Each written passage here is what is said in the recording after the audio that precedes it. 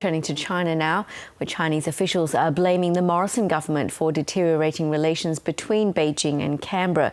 They've also warned the Five Eyes to stay out of their business on Hong Kong or have their eyes plucked out. Dr. Tim Summers is a senior consulting fellow for the Asia Pacific program at Chatham House.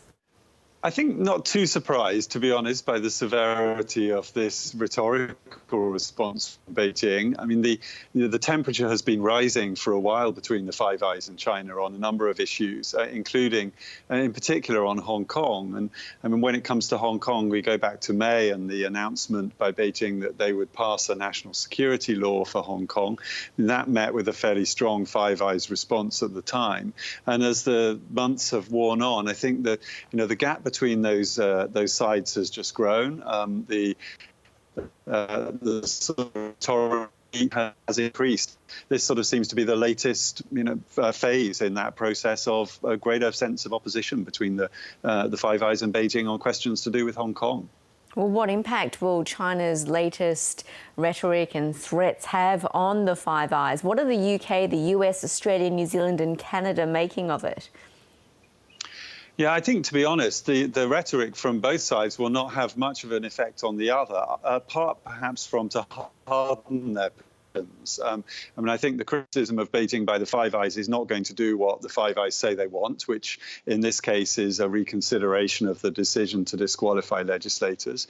I think, Beijing's sort of harsh rhetoric telling the Five Eyes to butt out is not going to lead them to butt out either. I think the Five Eyes are going to continue to pay close attention to what goes on in Hong Kong and probably continue to speak up.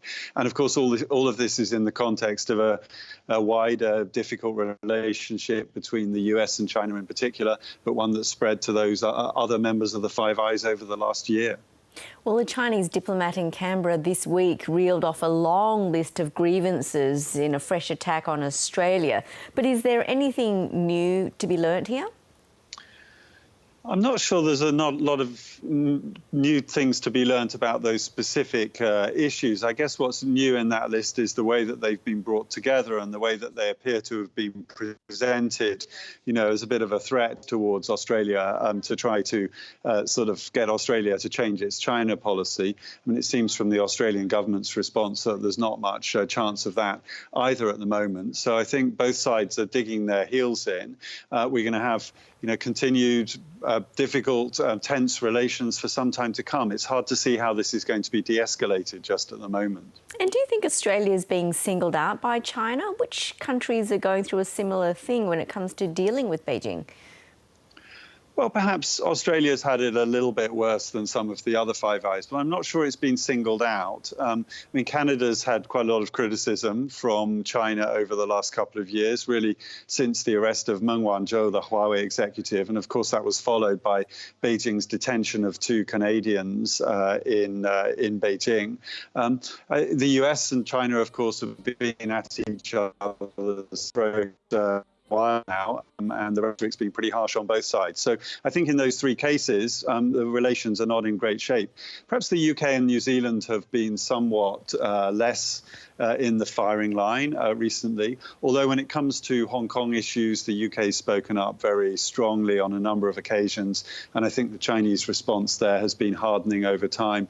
There's also with the UK the Huawei 5G issue that came to a head in the summer when London sort of reversed its decision on allowing Huawei to be part of the UK's 5G network. So there's, I think, plenty of reasons to expect that UK-China relations will continue to be very difficult. And as you say, China's not likely to reverse its course when it comes to Hong Kong. What avenues are left for other countries to act on their concerns about the human rights situation there? Yeah, and I think China's not likely to change its course because these are issues which are pretty fundamental to its approach to Hong Kong issues, which it sees these as issues of national security, people going to Washington and calling for sanctions on Hong Kong and China and so on. So I think these are pretty sensitive fundamental issues, and they're not going to change their policy on this at all. I think when it comes to that sort of thing, it's difficult for other governments to have much influence on Beijing, to be honest. And we've now gone in a sort of rather unhealthy spiral where things just seem to be getting worse. perhaps, at some time in the past, there might have been more scope to have some dialogue and discussion and find some points of common ground as well as points of difference. But that seems to be rather difficult at the moment. As you say, things are getting worse. Last week, we saw the dramatic resignation of opposition lawmakers from Hong Kong's legislature. Was this a wrong move, in your view? How can their voices be heard now? Well, I think it was a political choice for the 15 to decide to resign, sort of in sympathy with the 4 who were expelled from the legislature. I mean, there's arguments on both sides. Had they stayed in, their voices would have been there in legislative debates. But I think politically they felt that it was time to take a position. Perhaps bluffs were called and people weren't quite expecting things to turn out in this way.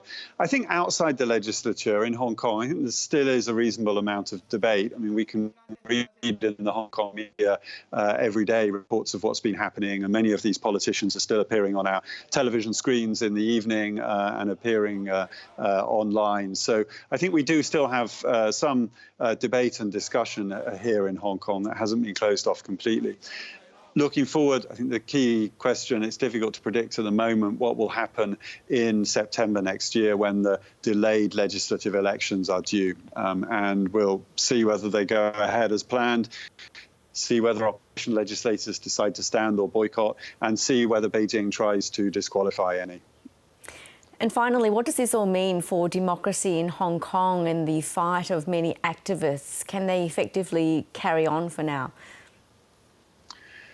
I mean, I think the prospects for any progress towards democracy in Hong Kong are very bleak at the moment. That's been the case really since the Occupy movement back in 2014. I mean, that really brought things to a stalemate. And since then, again, it's been a process of greater polarization. Positions have hardened. I mean, to make progress towards democracy, there needs to be some sort of compromise and a consensus building. There need to be some more moderate voices. They're not around in Hong Kong politics at the moment. These are sensitive issues on all sides. As we've seen, they're sensitive issues for Beijing. So I don't see much prospect of progress on the institutional front towards greater democracy. Dr. Tim Summers, thank you so much.